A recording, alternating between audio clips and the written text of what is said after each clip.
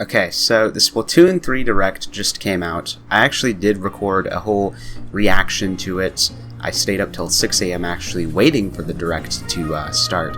But I'm probably not going to actually make that into a full video. I just kind of want to talk about, maybe make videos on, specific parts of the Direct, including this one. I don't know if I'll make any more. This could be the only video I make. But I did want to get this one out. And I want to talk about replays. And you might be asking, pretty much the entire game was previewed. There's so much to talk about. There's so much new stuff. Why are you talking about one feature that they only showed off for 30 seconds? And that's a good point. But I truly think replays is a huge feature, and I think more people should be talking about it, especially if you are in the competitive scene like I am. I don't usually say it too much on YouTube for some reason, mainly because I just don't make videos. But I am a competitive Splatoon 2 player, and I think this replays feature could be the next big thing for the comp community, for more than one reason. Okay, so obviously, what is the main goal of competitives, like anything, right? It's to get better at a game. You're supposed to get better to win tournaments, you scrim against other teams, all so you can get better at the game. And one of the best ways to get better at this game is to VOD review your own gameplay. And this is true for most games. You know, you look over at your own mistakes, you see what you could have done better, what you did do good, what you should keep doing, and, just maybe learn some new things that you didn't know before. Of course, Splatoon is a team game at the end of the day. It is a 4v4. Not everything can be solved by watching one person's gameplay. So you could get 4 different POVs, or you could just get a person to come into the room and spectate from the overhead view, and then record the overhead view for you, and then send it to you so your whole team can review it. And that process is really long. You have to go find someone to go into your room while you're scrimming, record your gameplay for an hour and a half, even more potentially on how long the scrim is. Of course, whoever is recording has to have a capture card, so yeah, that's just a whole lot of stuff you have to do. However, with replays, all you would have to do is just simply save the replay, and there you go. Now you have a replay of the entire match, and you can go to anybody's POV at any time. This is going to be much better for VOD reviewing because, one, not only do you not need to go over the whole hassle of getting someone in your scrim, in your private battle, and making sure they're free so they can record your whole hour and a half scrim session, but also you don't need a capture card. So if you do want to review and you don't have access to a capture card, or you don't have, a PC setup or something, you can still review your own gameplay. This will make it much easier for anybody at any skill level to get better at the game, because you could literally review anything you want. Whether it's a scrim or a tourney set, you could instantly just save the replay, and then now you can watch it and see what your biggest mistakes were, what you did right, and what you should, work on. This is especially true for tournament sets, since tournament sets don't allow you to have a spectator, meaning the only way you can really get a VOD review of tournament sets is to, have people recording the gameplay live from their POV. But now you can get literally the entire match's POV just from one replay. Speaking of tournaments, I've already seen some discussions over on Twitter. I might throw up a couple of screenshots from what I am kind of referencing, but I've been seeing people talking about how tournaments should get the replay codes from games and sets, and this could be massive. This could be huge, and let me explain why.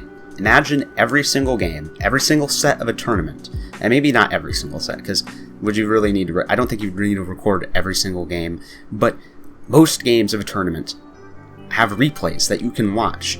Do you want to see a set that was apparently really hype that maybe didn't get streamed? Well, now you can. Do you want to take the replays and maybe upload them or something? Well, now you can. I've already seen people talking about having massive databases for these kind of tournament set codes, which I think would be amazing. I think that's absolutely something we could work towards. It might be a little difficult to get set up and everything, but I truly think that could be huge, if we get that rolling early on. And besides just having, every single game of a tournament at your fingertips, it could also be good for investigating certain matches, or maybe stuff didn't really exactly go to plan. Maybe there was some lag in the room, maybe there was a DC, and, I've seen this situation in help desk a couple times in the past couple tournaments I've entered where there's a DC and the teams get into an argument because apparently the other team was fighting back or something, and that's like against the rules, and they want to take the game, and there's just a whole bunch of fighting going on. Having a replay to just simply watch over and see what happened could potentially solve these problems, or at the very least make it obvious who should be able to take the game in that situation. A couple months ago, there was this huge thing about aimbot in Splatoon because someone had created an aimbot and people were taking it into matches, showing it off what it can do, and it was crazy. It could literally just auto-aim to anybody, and people were worried about if Splatoon 3 might have those kind of hacks. Well, if we have replay codes, we can take a look at the replay and see if they were hacking or not. I mean, it's not too hard to spot hacks when you're looking at it like directly. Maybe like when you're in the middle of a game, it can be kind of intense, but if you're looking at just their POV for like the entire match, I'm sure it would be pretty obvious whether they're hacking or not. Overall, having replays just fixes a lot of problems, so I definitely would want to see replays become a lot more common, especially in a tournament setting. This is a huge feature. We absolutely should be using this to its fullest extent. Okay, one last thing about replays. I don't want to go on for too long in this video since, again, it literally is about one small feature that they showed off for 20 seconds. But during Splatoon 2, I have clipped a lot of cool things that have happened in matches. If you get a cool like quad, or maybe something stupid happened in a match and you just want to save it and post it online later, that's always fine and good. However, sometimes you have clipped so many things that you're now out of clip space. This happens when you either don't have enough space on your SD card or you have over 1,000 videos on your Switch. Now, 1,000 clips sounds like a lot, but Splatoon matches are pretty short, and you can play a lot of them in a pretty short time frame, meaning a lot of cool stuff can happen. And more often than not, you might find yourself clipping a lot more things than you might think. I've only been playing Splatoon for maybe like a year or two, playing it actively, and I think I've gotten over like 1,500 clips just in that alone. Maybe even more, actually. But with this replays feature, maybe you'd be able to get the replay and get the part of the clip that you wanted, because you can skip to certain parts in the replays as well. They showed that in the direct, and just see that cool clip that you did. This can save potentially a lot of space on your SD card. I say potentially because I don't actually know how the uploading thing works.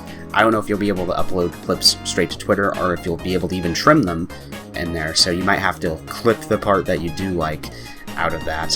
However, maybe if you go and looking back at it, you'll be like, maybe that isn't good enough for me to put on Twitter. And then, hey, you won't clip it and you won't, lose space on your SD card. And hey, also you could see what your clip looked like from other people's point of views. Maybe something crazy happened to one of your teammates in a match and you wanted to kind of go back and look at exactly what happened so you can see exactly what was going on in that moment. But that's all I really have to say about replays. I think this is a pretty crazy feature because I didn't even think they would ever add something like this, honestly.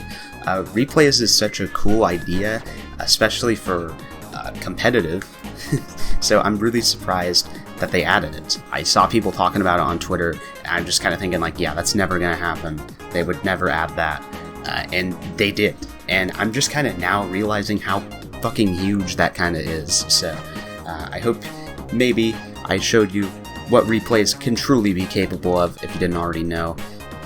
That's the end of this video. Subscribe if you want. I don't really care. Follow me on Twitter where I actually post stuff. And goodbye.